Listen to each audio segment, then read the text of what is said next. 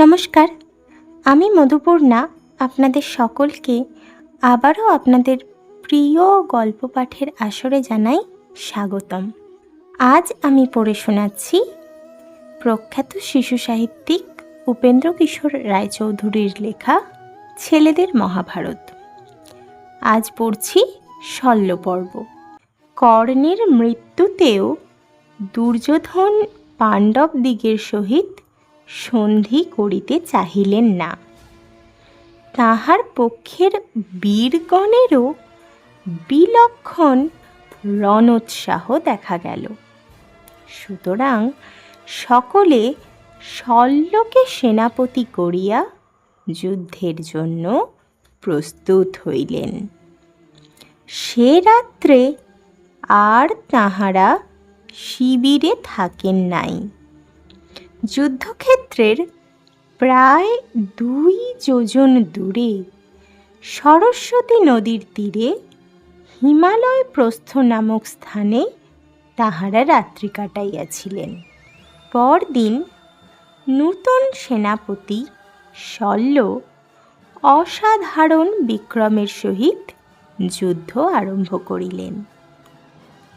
আজ এই নিয়ম হইল যে তাহাদের কেহই একাকী পাণ্ডবদিগকে আক্রমণ করিতে যাইবেন না। সকলে মিলিয়া সাবধানে পরস্পরকে সাহায্য করা হইবে। মোটামুটি এইভাবেই যুদ্ধ চলিল।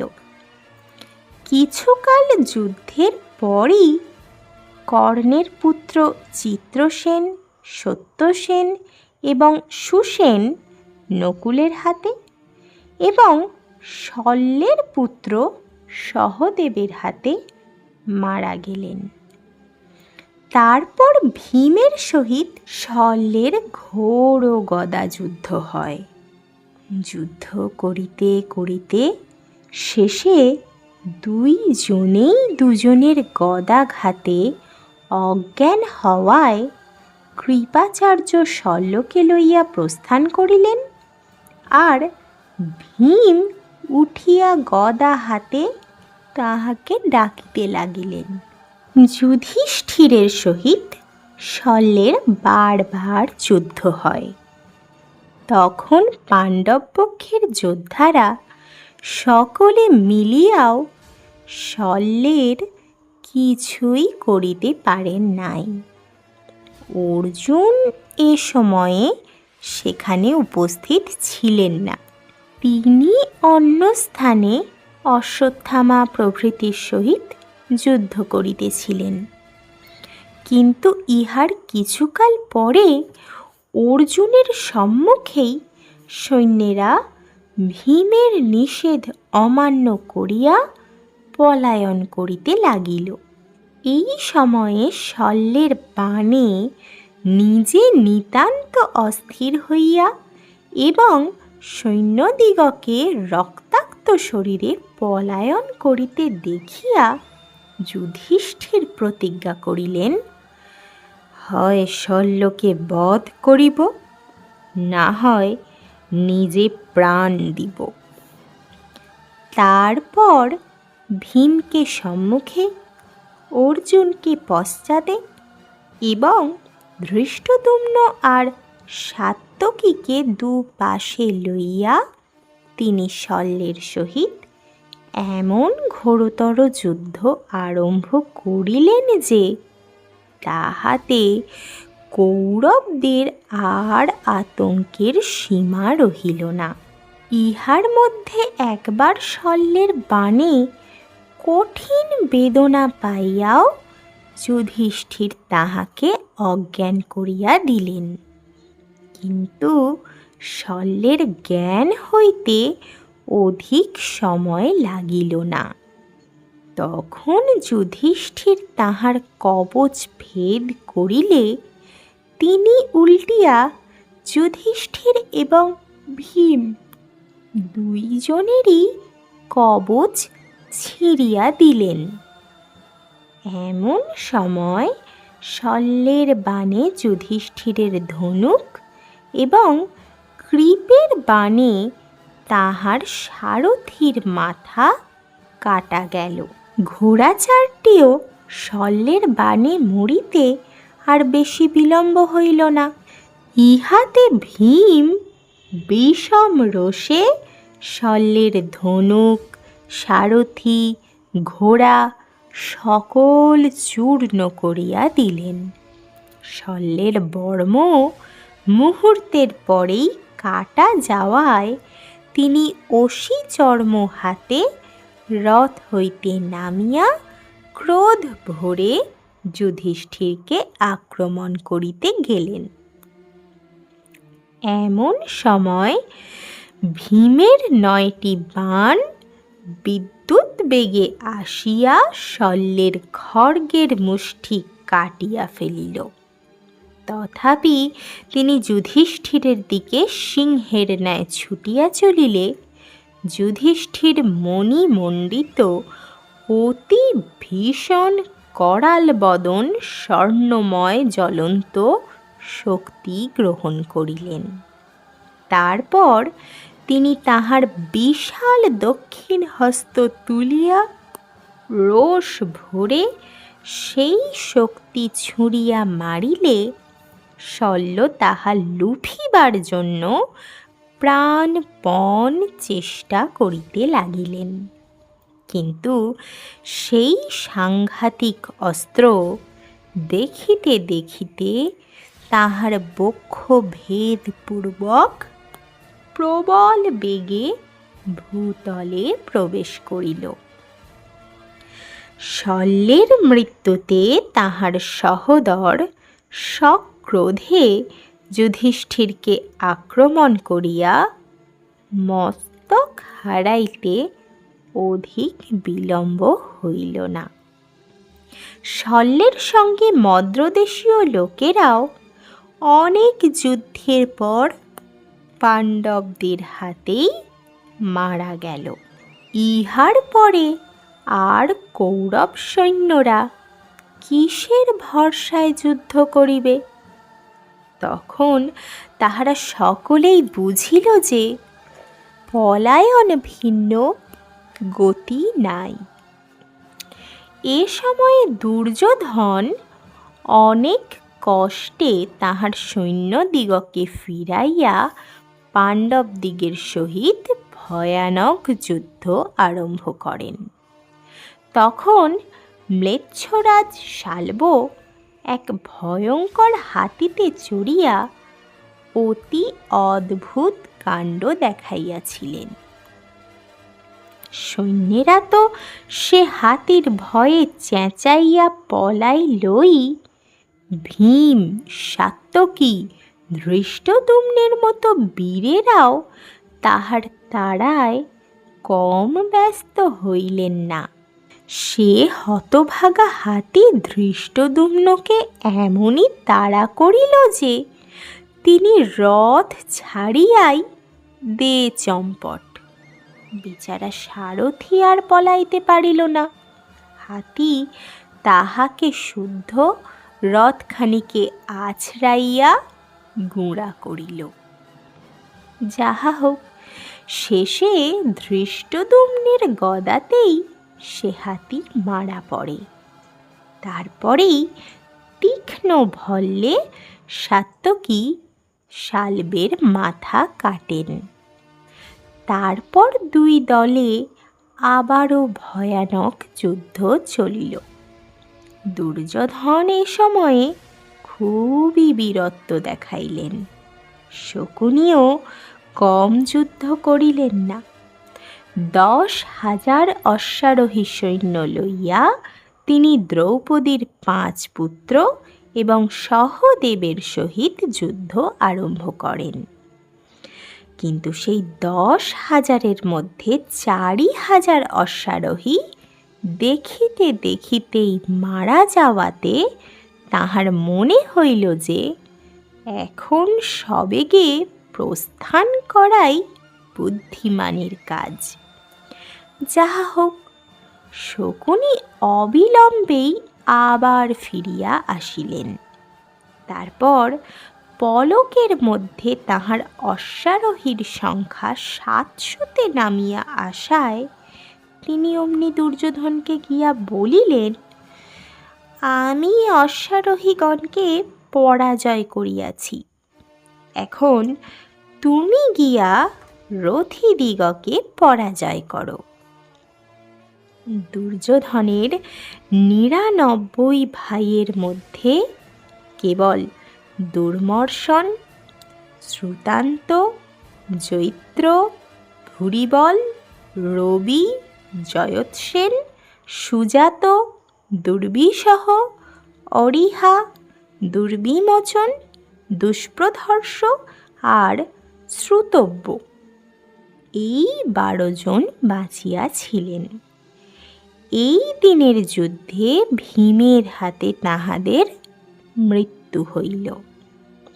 ইহার কিছুকাল পরেই সুশর্মা অর্জুনের বাণে আর শকুনির পুত্র উলুক সহদেবের হাতে প্রাণত্যাগ করিলেন। পুত্রের মৃত্যু সহ্য করিতে না পারিয়া শকুনি তখন সহদেবকে আক্রমণ করেন, কিন্তু ভালো মতে যুদ্ধ আরম্ভ না করিতেই সহদেবের বাণে তাহার ধনুক কাটা যায়। তখন অসি, গদা, শক্তি প্রভৃতি যে অস্ত্রই তিনি হাতে করেন, সহদেব তাহাই কাটিয়া ফেলেন। কাজেই শকুনি আর এক মুহূর্ত সেখানে অপেক্ষা করিলেন না। কিন্তু পলাইয়া তিনি যাইবেন কোথায়? সহদেব তাহার পিছু পিছু তাড়া করিয়া বাণে বাণে তাহাকে ক্ষত বিক্ষত করিতে লাগিলেন। তখন শকুনি একটা প্রাস লইয়া সহদেবকে আক্রমণ করিতে গেলে সহদেব তাহার হাত দুখানি শুদ্ধ সেই প্রাস কাটিয়া সিংহনাদ করিতে করিতে তাহার মাথায় এক ভয়ানক ভল্ল ছুঁড়িয়া মারিলেন। সে ভল্ল তাহার মাথা কাটিয়া প্রাণ বাহির করিয়া দিল। ইহার পর আর যুদ্ধের বড় বেশি বাকি রহিল না। দেখিতে দেখিতে কৌরবদিগের মধ্যে দুর্যোধন, কৃপ, অশ্বত্থামা আর কৃতবর্মা অবশিষ্ট রহিলেন। তাহাদের 11 অক্ষৌহিণী সমস্তই মরিয়া শেষ হইল। তখন রাজা দুর্যোধন চারিদিক শূন্য দেখিয়া প্রাণের ভয়ে পলায়নপূর্বক রণভূমির নিকটেই দৈপায়ন নামক একটা হ্রদের জলে লুকাইতে চলিলেন। তখন তাহার মনে হইল যে বিদুর পূর্বেই বলিয়াছিলেন এইরূপ হইবে। ইতিমধ্যে বেচারা সঞ্জয় সাত্যকী আর ধৃষ্টদ্যুম্নের হাতে পড়িয়া প্রায় মারাই গিয়াছিলেন। তাহারা তাহাকে কাটিতে যাইবেন, ইত্যাবসরে ব্যাসদেব সেখানে আসিয়া বলিলেন, ইহাকে ছাড়িয়া দাও। এই রূপে মুক্তি পাইয়া সঞ্জয় তথা হইতে নগরের দিকে চলিয়াছেন। এমন সময় রণস্থলের 1 ক্রোশ দূরে দুর্যোধনের সহিত তাহার দেখা হইল। 2 চক্ষু জলে পূর্ণ থাকায় দুর্যোধন প্রথমে সঞ্জয়কে দেখিতে পান নাই। তারপর তাহার কণ্ঠস্বরে তাহাকে চিনিয়া বলিলেন, সঞ্জয়, বাবাকে বলিও আমি হ্রদের নিকট লুকাইয়া প্রাণ বাঁচাইয়াছি।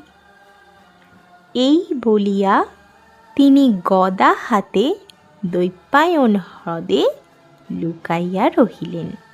সঞ্জয় সেখান হইতে চলিয়া যাইবার কিঞ্চিত পরেই কৃপ, অশ্বত্থামা আর কৃতবর্মা তাহার নিকট দুর্যোধনের সংবাদ পাইয়া সেই হ্রদের তীরে আসিয়া উপস্থিত হইলেন। হ্রদের তীরে দাঁড়াইয়া তাহারা বলিলেন, মহারাজ, জল হইতে উঠিয়া আইসো, আমরা তিনজনেই তোমাকে লইয়া পাণ্ডবদিগের সহিত যুদ্ধ করিব। আজ উহারা নিশ্চয় পরাজিত হইবে। তাহা শুনিয়া দুর্যোধন বলিলেন, বড় ভাগ্য, আপনাদিগকে জীবিত দেখিলাম, কিন্তু আমি অতিশয় ক্ষত বিক্ষত হইয়াছি, আর পাণ্ডবদিগের অনেক সৈন্য এখনও বাঁচিয়া আছে। সুতরাং আজ আমি যুদ্ধ করিতে পারিব না। আজিকার রাত্রিটি বিশ্রাম করি, কাল আপনাদিগকে লইয়া যুদ্ধ করিব। তখন অশ্বত্থামা বলিলেন, মহারাজ, তুমি উঠিয়া আইসো, আমি প্রতিজ্ঞা করিতেছি যে রাত্রি প্রভাত না হইতে তোমার শত্রুদিগকে বিনাশ করিব।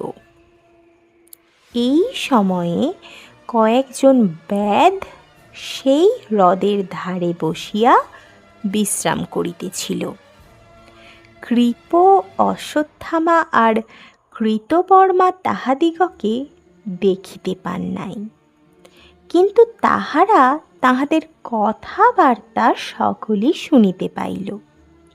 সুতরাং দুর্যোধন যে সেই হ্রদের জলে লুকাইয়া রহিয়াছেন, এ কথা আর তাহাদের বুঝিতে বাকি রহিল না।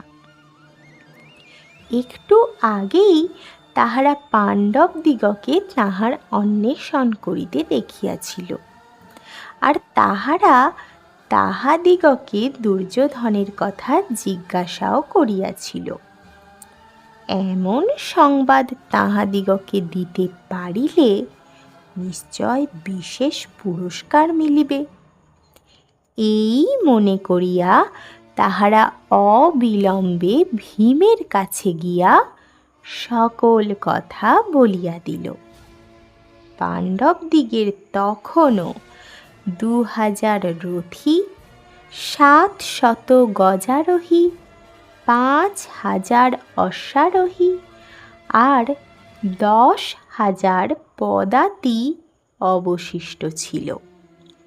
দুর্যোধন পলায়ন করা অবধি তাহারা তাহাকে খুঁজিয়া ক্লান্ত হইয়াছেন, কিন্তু কোথাও তাহার সন্ধান পান নাই। এমন সময় সেই ব্যাধেরা আসিয়া তাহাদিগকে সংবাদ দিল দুর্যোধন কোথায় আছেন। ব্যাধদিগকে রাশি রাশি ধন দিয়া তখনই সকলে দৈপায়ন হ্রদের ধারে আসিলেন। কৃপ, অশ্বত্থামা আর কৃতবর্মা দূর হইতেই তাহাদের কোলাহল শুনিতে পাইয়াই হ্রদের নিকট হইতে চলিয়া গিয়াছিলেন। তারপর পাণ্ডবেরা সেখানে আসিয়া চিন্তা করিতে লাগিলেন যে এখন কি উপায়ে দুর্যোধনকে জলের ভিতর হইতে বাহির করা যায়। দুর্যোধন বড়ই অহংকারী লোক ছিলেন। কটু কথা তিনি কিছুতেই সহিতে পারিতেন না। গালি দিলে তিনি বাহির হইয়া আসিবেন, এই ভাবিয়া যুধিষ্ঠির তাহাকে অতি কর্কশভাবে বলিলেন, দুর্যোধন, তুমি যে সকলকে যমের হাতে দিয়া নিজে প্রাণ ভয়ে পলায়ন করিলেন, এ কাজ কিন্তু তোমার ভালো হয় নাই। আইসো, যুদ্ধ করি। এ কথার উত্তরে দুর্যোধন ভিতর হইতে বলিলেন, আমি পলায়ন করি নাই, বিশ্রাম করিতেছি। তোমরাও এখন গিয়া বিশ্রাম করো, তারপর যুদ্ধ হইবে। যুধিষ্ঠির বলিলেন, আমাদের বিশ্রাম হইয়াছে, সুতরাং এখন আসিয়া হয় আমাদিগকে হারাইয়া রাজ্য ভোগ করো, না হয় আমাদের হাতে মরিয়া স্বর্গে যাও। দুর্যোধন বলিলেন, আমি এখনও তোমাদিগকে পরাজয় করিতে পারি, কিন্তু আমার সব মরিয়া গেল, আর কাহার জন্য রাজ্য লইতে চাহিব? সুতরাং তোমরাই এখন রাজ্য ভোগ করো, আমি মৃগচর্ম পরিয়া বনে যাইতেছি। যুধিষ্ঠির বলিলেন, তোমার ও কান্নায় আর আমার মন ভুলিবার নয়। এখন তুমি আমাকে রাজ্য দিবার কে? তোমাকে বধ করিয়া আমার রাজ্য আমি কাড়িয়া লইব। আইসো, যুদ্ধ করি। এরূপ কঠিন কথা দুর্যোধন আর তাহার জীবনে কখনো শোনেন নাই। তিনি তৎক্ষণাৎ সেই জলের ভিতর হইতে বাহির হইয়া বলিলেন, আমার বর্ম নাই, অস্ত্র নাই, রথ নাই, তোমাদের সকলই আছে। তোমরা সকলে আমায় ঘিরিয়া মারিলে আমি কি করিয়া যুদ্ধ করিব? একজন একজন করিয়া আসো, দেখা যাইবে। যুধিষ্ঠির বলিলেন, তোমার যেমন খুশি অস্ত্র দেখিয়া লও, বর্ম পরো, চুল বাঁধো, আর যাহা খুশি করো। তারপর আমাদের 5 ভাইয়ের মধ্যে যাহার সহিত ইচ্ছা যুদ্ধ করো। সেই একজনকে পরাজয় করিতে পারিলেই সমুদয় রাজ্য তোমার হইবে। তখন দুর্যোধন বর্ম আর পাগড়ি পরিয়া গদা হাতে লইয়া বলিলেন, আমি এই গদা লইয়া যুদ্ধ করিব।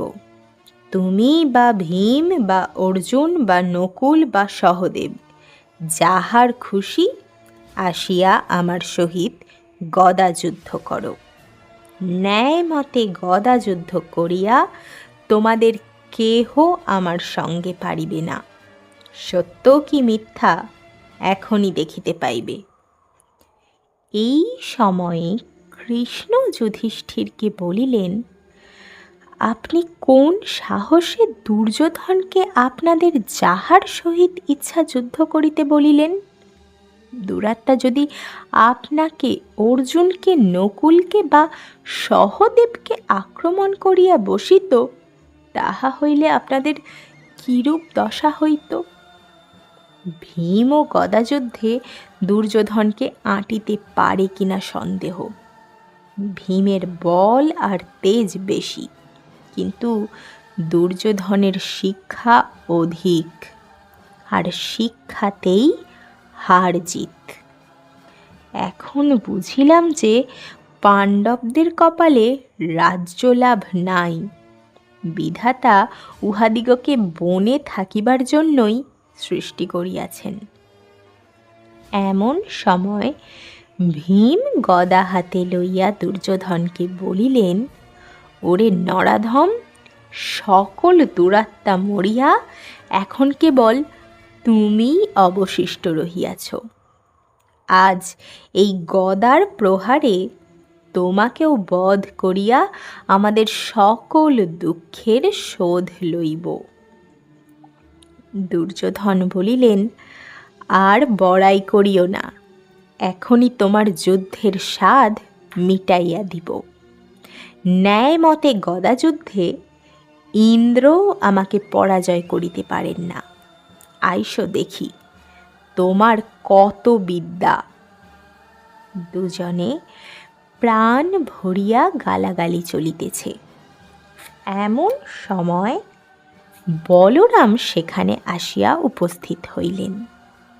ভীম ও দুর্যোধন দুই জনেই বলরামের ছাত্র। তিনি ইহাদের গদা শিক্ষার গুরু। সুতরাং যুদ্ধের সময় তাহাকে উপস্থিত দেখিয়া দুজনেরই খুব উৎসাহ হইল। কুরুক্ষেত্র অতি পবিত্র স্থান, সেখানে মৃত্যু হইলে স্বর্গলাভ হয়। এই জন্যই বলরাম বলিলেন যে যুদ্ধ দৈপায়ন হ্রদের ধারে না হইয়া কুরুক্ষেত্রে হওয়াই ভালো। তখন সকলে সেখান হইতে কুরুক্ষেত্রে আসিয়া যুদ্ধের জন্য একটি স্থান দেখিয়া লইলেন। তারপর দুজনে দুই মত্ত হস্তির ন্যায় গর্জন করিতে করিতে কি ঘোর যুদ্ধই আরম্ভ করিলেন। সকলে স্তব্ধভাবে চারিদিকে বসিয়া সেই অদ্ভুত যুদ্ধ দেখিতে লাগিল। সেকালের লোকেরা আগে খুব একচোট বাক্যযুদ্ধ অর্থাৎ গালাগালি না করিয়া যুদ্ধ আরম্ভ করিত না। সুতরাং প্রথমে তাহাই কিছুকাল চলিল। তারপর ভীষণ ঠকাঠক শব্দে রণস্থল কাঁপাইয়া উভয় উভয়কে আঘাত করিতে লাগিলেন। সে সময়ে তাহাদের গদা হইতে ক্রমাগত আগুন বাহির হইতেছিল। সেই যুদ্ধের কি অদ্ভুত কৌশল! মণ্ডল, গতি, প্রত্যাগতি, অস্ত্র, যন্ত্র, পরিমোক্ষ, প্রহার, ব্যঞ্জন, পরিবারণ, অভিদ্রাবণ, আক্ষেপ, বিগ্রহ, পরাবর্তন, সংবর্তন, অবপ্লুত, উপপ্লুত, উপন্যস্ত প্রভৃতি অশেষ প্রকার কৌশল দেখাইয়া তাহারা যুদ্ধ করিয়াছিলেন। এ সকল কৌশলে দুর্যোধনেরই অধিক ক্ষমতা দেখা গেল। তিনি একবার ভীমের বুকে এমনই গদা প্রহার করিলেন যে কিছুকাল পর্যন্ত তাহার নড়িবার শক্তি রহিল না। যাহা হোক, ইহার পরেই ভীমও এক গদাঘাতে দুর্যোধনকে অজ্ঞান করিলেন। খানিক পরে দুর্যোধন উঠিয়াই ভীমের কপালে এমন গদার আঘাত করিলেন যে সে স্থান হইতে দড় দড় ধারে রক্ত পড়িতে লাগিল। কিন্তু ভীমের দেহে এমনই অসাধারণ শক্তি ছিল যে সেই সাংঘাতিক আঘাতেও তাহার কিছুই হইল না। তাহার পরেই দেখা গেল যে দুর্যোধন ভীমের গদার চোটে ঘুরিতে ঘুরিতে পড়িয়া যাইতেছেন। তখনই আবার দুর্যোধনের আঘাতে ভীমেরও সেই দশা হইল। তখন দুর্যোধন ঘোর নাদে পুনরায় গদাঘাত করত ভীমের কবচ ছিঁড়িয়া দিলেন। সে আঘাতের বেগ ভীম সহজে সামলাইতে পারিলেন না। এতক্ষণে কৃষ্ণ স্পষ্টই বুঝিতে পারিলেন যে ন্যায় যুদ্ধে ভীমের দুর্যোধনকে পরাজয় করা অসম্ভব। সুতরাং তিনি অন্যায় যুদ্ধেই তাহাকে বধ করিতে পরামর্শ দিলেন। তখন অর্জুন ইঙ্গিত করা মাত্র ভীম বুঝিতে পারিলেন যে দুর্যোধনের উড়ু ভাঙিয়া তাহাকে সংহার করিতে হইবে। গদাযুদ্ধে নাভির নিচে আঘাত নিষিদ্ধ বটে, কিন্তু ইহা ভিন্ন দুর্যোধনকে বধ করা যাইতেছে না। সুতরাং ভীম এইটুকু অন্যায় করিয়াই নিজের প্রতিজ্ঞা রক্ষা করিতে প্রস্তুত হইলেন। আবার যুদ্ধ চলিল। তারপর উভয়েই ক্লান্ত হইয়া কিঞ্চিৎ বিশ্রাম করিলেন। তারপর আবার যুদ্ধ চলিল। এই সময়ে ভীম ইচ্ছা করিয়াই দুর্যোধনকে একটু আঘাতের সুযোগ দিলেন। তাহাতে দুর্যোধন প্রবল বেগে ভীমকে আক্রমণ করিতে আসিবা মাত্র ভীম তাহাকে গদা ছুঁড়িয়া মারিলেন। দুর্যোধন বিদ্যুতের মতো সেই গদা এড়াইয়া ভীমকে সাংঘাতিকভাবে আঘাত করিলেন। যাহা হোক, ভীম সেই ভয়ানক আঘাতও আশ্চর্যরূপে সহিয়া রহিলেন। তাহার শান্ত ভাব দেখিয়া দুর্যোধনের মনে হইল বুঝি তাহার কি একটা অভিসন্ধি আছে। সুতরাং তিনি তাহাকে আর আঘাত না করিয়াই তরায় ফিরিয়া আসিলেন। তারপর কিঞ্চিৎ বিশ্রাম করিয়া ভীম অসীম রোষে দুর্যোধনকে আক্রমণ করিতে ছুটিলেন।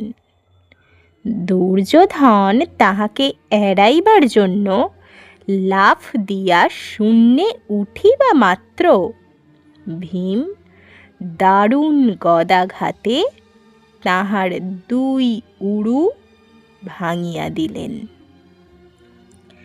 তখন ভগ্ন পদে নিতান্ত অসহায়ভাবে দুর্যোধনকে ধরাশায়ী হইতে হইল।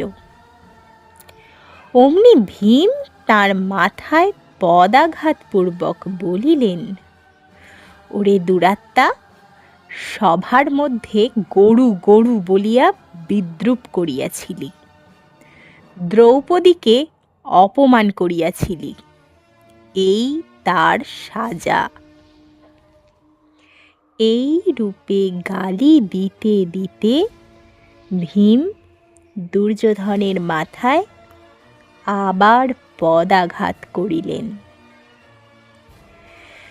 ভীমের এই ব্যবহারে নিতান্ত দুঃখিত হইয়া যুধিষ্ঠির তাহাকে বলিলেন, ভীম, সৎ উপায়েই হোক আর অসৎ উপায়েই হোক তোমার প্রতিজ্ঞা তুমি রাখিয়াছ। এখন ক্ষান্ত হও। ইহার মাথায় পদাঘাত করিয়া আর পাপ কেন বাড়াও? ইহার অবস্থা দেখিলে এখন বড়ই দুঃখ হয়। এ আমাদের ভাই, তুমি ধার্মিক হইয়া কেন উহাকে এর পরেও পদাঘাত করিতেছ?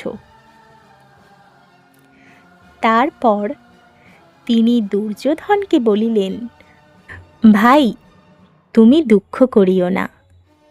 তোমার দোষেই যুদ্ধ হইয়াছে সন্দেহ নাই, কিন্তু তুমি দেহ ত্যাগপূর্বক এখনই স্বর্গে যাইবে, আর আমরা এখানে সুহৃদগণের শোকে চিরকাল দারুণ দুঃখ ভোগ করিব। এই বলিয়া যুধিষ্ঠির চোখের জল ফেলিতে লাগিলেন। ভীমের কাজটি অতি অন্যায় হইয়াছিল।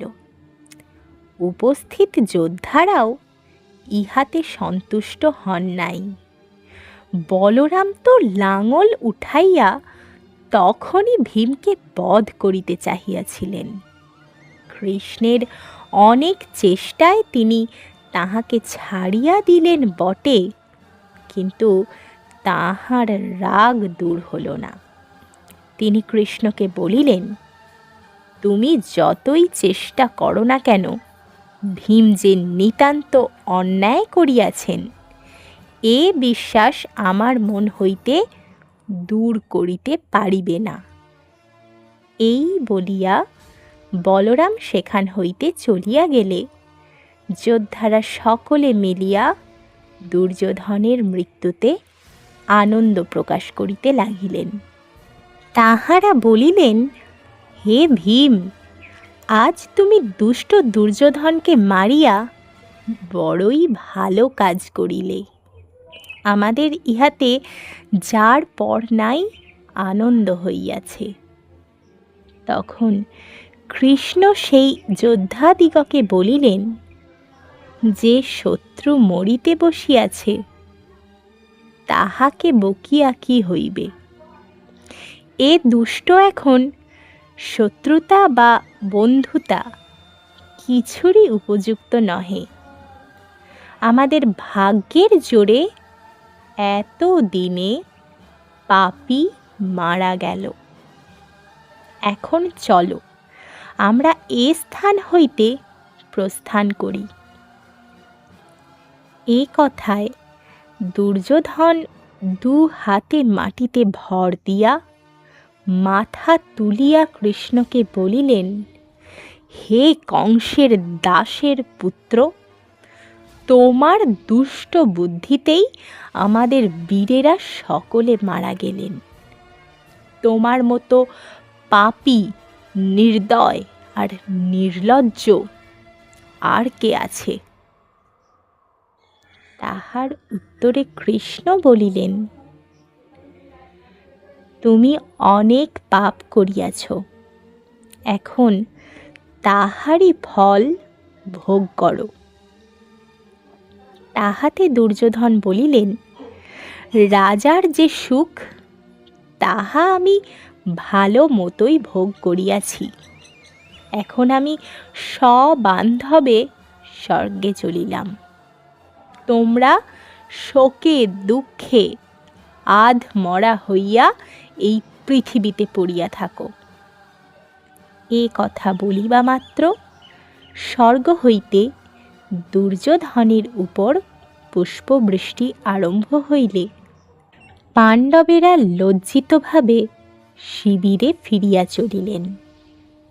কিন্তু সে রাত্রিতে তাহাদের সকলের শিবিরের ভিতরে থাকা হইল না। কৃষ্ণের পরামর্শে যুধিষ্ঠির, ভীম, অর্জুন, নকুল, সহদেব আর সাত্যকী তাহার সহিত শিবির ছাড়িয়া নদীর ধারে আসিয়া নিদ্রার আয়োজন করিলেন।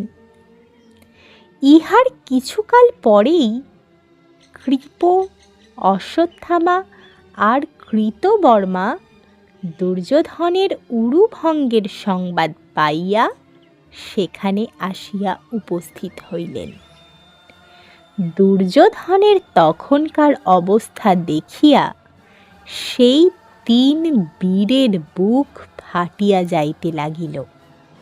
তাহারা তাহার কাছে বসিয়া অনেক কাঁদিলে দুর্যোধন তাহাদিগকে বলিলেন, আপনারা আমার জন্য দুঃখ করিবেন না, আমি নিশ্চয় স্বর্গ লাভ করিব। আপনারা প্রাণপণে যুদ্ধ করিয়াছেন, কিন্তু আমার ভাগ্যে জয়লাভ ছিল না, কি করিব?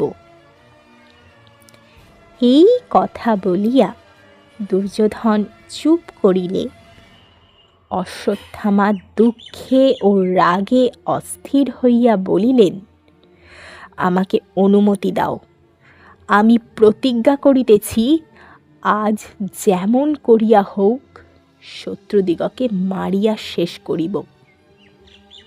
এ কথায় দুর্যোধন তখনই অশ্বত্থামাকে সেনাপতি করিয়া দিলে তাহাকে সেই অবস্থায় রাখিয়াই 3 বীর সিংহনাদ করিতে করিতে সেখান হইতে প্রস্থান করিলেন।